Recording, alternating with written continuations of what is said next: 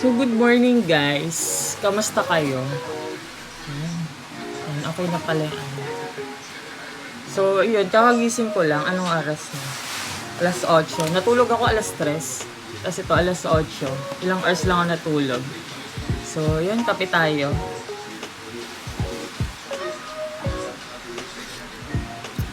Sarap. So, today, Sunday. So, walang office work. So, makapag-vlog tayo today. Then, ang itinerary ko today is mag-workout. And then, let's check if worth it ba yung Garmin. Kasi bumili ako. Hindi talaga ako fanatic ng sports watch. So, pero na-realize ko na I think I need to invest na. Kasi ang dami kong activities eh. Like Hyrox, CrossFit, Marathon. So, need ko ma-monitor yung performance ko, lalo sa VO2. Kasi yun nangyari sa akin, guys. Diba, natapos ko yung 42 km. Actually, anemic ako na. Bago mangyari yung marathon, na-hospital ako. Kasi nga, tuloy-tuloy yung bleeding ko sa ilong and namumutla ako. So, ayun. Doon ko na-realize na I think need ko ng isang item or device na makapag-monitor ng heart rate ko, VO2, and of course, yung kilometer, yung mileage. Yung reason din talaga, nawawala. Yung reason din kaya bumili ako ng sports watch kasi during Hyrox Hong Kong, nahirapan akong i-check yung mileage ko. Kasi during activity ng Hyrox, dun sa loob mismo ng stadium, bawal yung phone. So, hindi ako mapag-Strava. Bawal camera. Ang only thing that you can bring is sports watch. So, yung first activity kasi na gagawin sa Hyrox, tatakbo ka ng 1 kilometer. So, at that time, floating ako, wondering na, 1 kilometer na ba? Yung natatakbo ko. Kasi natatakot ako sa penalty. Medyo mahigpit kasi. So, ang ginawa ko nun, syempre nagtanong ka na lang sa mga doon, sa mga nag-a-assist. So, ayun. Ayun yung naging struggle ko talaga na sabi ko, dapat pala may sports watch ako para malaman ko kung 1 kilometer na ba yung tinakbo ko. Kasi baka takbo ng takbo ako nun. 2 kilometer na pala, tapos di ko pa nagagawa yung routine. So, ayun. So, ito na talaga. Seryoso na guys. Ang laki na ng investment ko. So, yung nabili kong Garmin watch, mas mura siya kasi hindi ako gumastos ng 30 or 50. Doon tayo sa mura lang. So, eto. Garmin Forerunner. Baliktad pala. Ano ba yan? Garmin Forerunner 165. Wow! Ang ganda niya. So, mahalata talagang sporty na tayo, guys. Then, ang original price niya is 15,000. Pero nabili ko siya ng halos 10K na lang. So, laki din ang discount So, binili ko na siya kasi sabi ko, kaya naman 10K. Kahit pa paano naman, mayroon tayong budget. Ayun nga, di ba, parang paulit-ulit ako sa sinasabi ko. Kasi sobrang nagalingan talaga ako sa performance nito. Kasi nag-build talaga, alam mo yung parang na-hone yung muscle. Siguro nagbubuhat din kasi ako. And nasusustain ko yung strength training namin. Parang tinutulungan niya yung tinutulungan niya yung muscle to recover fast and masustain ko yung mga hardcore training. Kasi dito sa CrossFit, sa Hyrox, kasi diba, tagal ko na din tumatakbo. Parang hindi talaga sapat yung running lang. Kailangan mo talaga magbuhat. Need mo din ng stretching. Then, ayun, strength training. Sobrang laki ng tulong na to, guys. Ito lang, mawawala. Hindi ko nakikita yung face ko. Ito, creatine talaga. Kaya kung manyari, balak nyo guys mag-Hyrox and mag-CrossFit. Kahit ito nga lang yung tinitake nyo. Creatine. So, bumibili ako sa Optimum Nutrition. Nasa, SM Malls. Parang 1.8 ata siya, pero bigay sa akin 1.2 o 1.4. Medyo nakalimutan ko na, sorry na guys. So ito, may flavored and unflavored. Pero most of the time, I prefer unflavored. Kasi gusto ko nga, lasang water lang. Pero masarap din to ha. Para kang nagsisesto. Masarap din to. Then ito. unflavored. So, nilalagay ko lang siya dito sa water ko. Tapos, hindi na to. Once a day lang, before and after. Kahit anong time, pwede naman.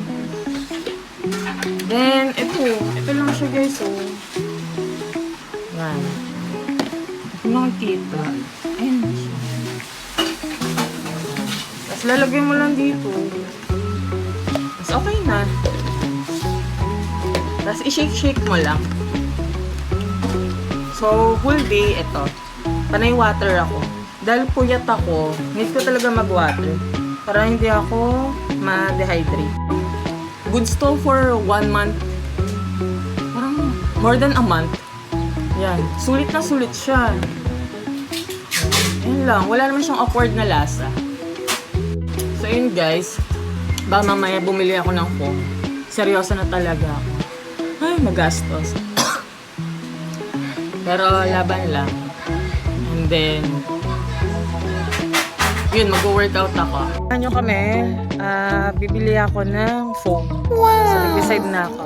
Kasi naman sis, Parang yung naman ni phone sis, ko, ang yaman naman ni sis, pautang. di, nagsha-shutdown na kasi siya. Tapos, wala nang storage and madaling malobat.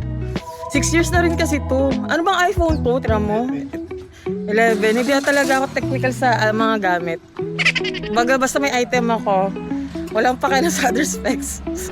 So, ayun. Grabe, init sa labas. 24 months lang eh. Libre ka na lang sila ng Starbucks. Ano guys, libre ka na lang kay Starbucks. Mary Grace. Na may tapa. Ulo ko. Ayos yun. Pasta. Budol ka dahil. Kumain ka na lang ng paksiw sa bahay. Nagluto kasi si mother, paksiw. So, ayun na lang kainin niya. Sa may ako. Excited na ako. Bibili kami na. Sabihan box na.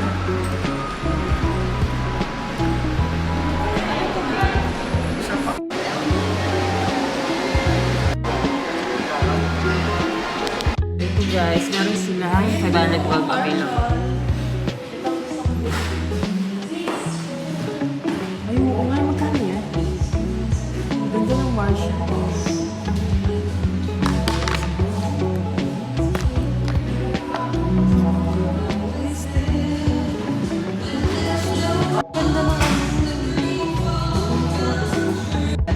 Cash price niya na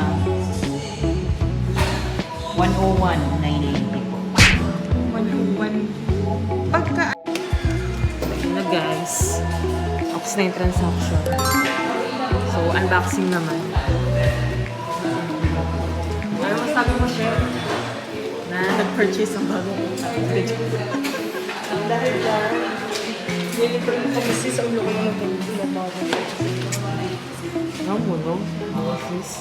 Libre niya kami ng food, tsaka ng drinks. May kasama ang food ba? Nakalis ka ulit ng 5K. Well, Di ba 106 na ako kanina ko? Nakalis mo yung ano na yun. Ay! 106. Drinks and food pa din. ito na guys. Ga-unbox sa kami. Yes. Paano yan? Pwede ba i-transfer yung number ko dyan? Pwede naman. Lagay natin. Oo, para easy. Tama naman ng ma'am, iPhone 17 Pro Max 512 Cosmic Orange. Yes. Aray mo. Unboxing na. Ito na guys. Unboxing tayo. Tapos di ba rin mag-unbox? Paano ko ko? Dito na lang sa kulay green. Hold yun ako. Dalawa. Save ko pala ate. Purchase na naman. Then, physical check nyo lang din pala siya. Bago nyo. Orange.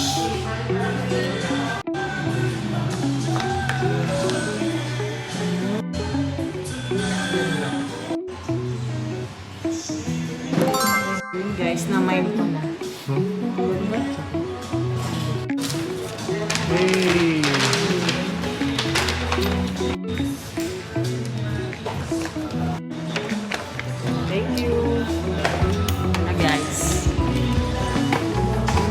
another budol. So, hahanap naman kami ngayon ng screen protector and casing para sa phone. So, yun. So, yun, magpapa-tempered kami para protected. Kahit na ihagis. Ito, guys.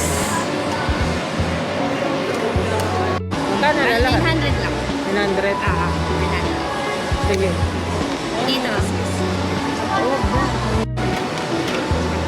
So, pinatawag kami ni ate. Tikas siya? Yan o, tute.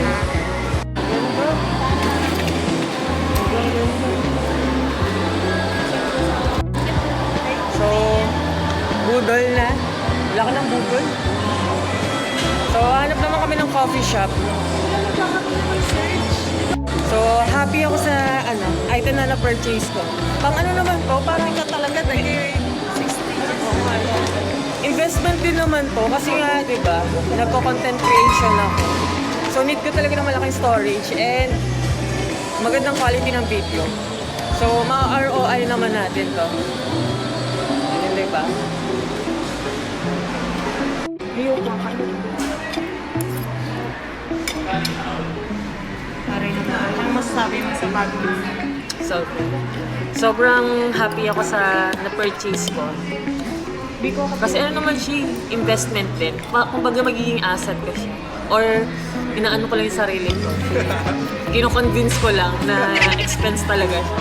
Hindi kasi, nagne-negosyo din ako, nagbebenta ko ng mga product. Then, sobrang labo na rin kasi ng camera yung video ko. 6 years na to. iPhone 11. So, sobrang tagal na. So, may times kasi na kailangan ko mag-picture ng mga product, video, gumawa ko ng mga content. Sobrang labo na, tapos sobrang ang bilis niya malobat. Kaya sabi ko, hindi ata talaga bumili ng phone. Tapos nagkukurap-kurap siya. So, ayun. So, hindi talaga magsipag ba? Guys, so, ngayon, punta ako ng gym. Pero drop off muna ako ng mga order ng Shopee, Lazada, at TikTok. Grabe ang init, kawawa yung kotse.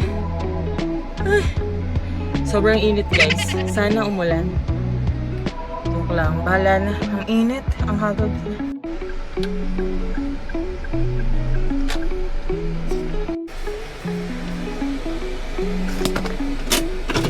Ay, dito ita.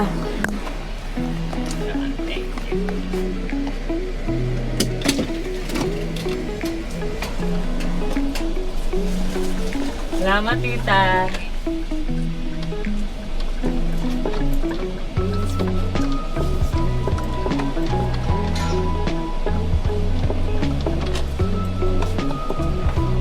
So, nandito tayo sa warehouse. Bale, mag-drop off ako ng mga items.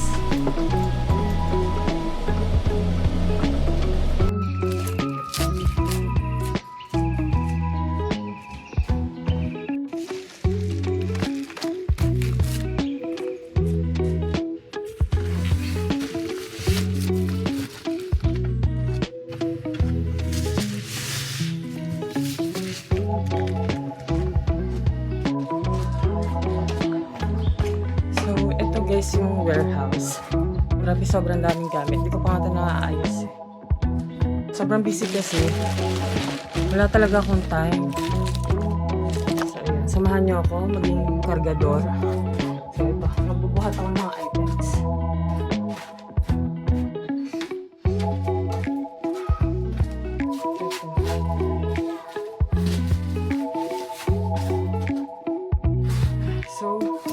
After nito, punta naman tayo sa drop-off station sa Grotto. The-drop off ko naman yung mga Lazada and TikTok. Grabe no, super busy. So, ganyan yung daily life ko. Ayan, dami. Sobrang dami.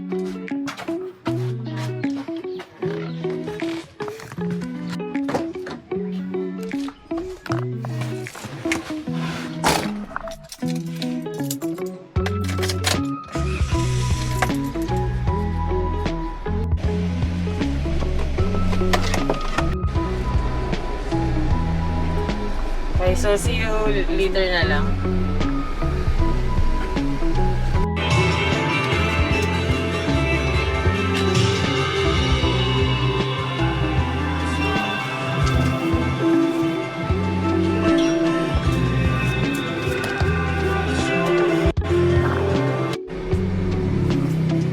guys, so finally nag-drop off na natin. Sobrang sikip ng parking. So, punta na tayo ng AF para i-cancel ko yung membership ko. Sorry, hindi. Para mag-workout din.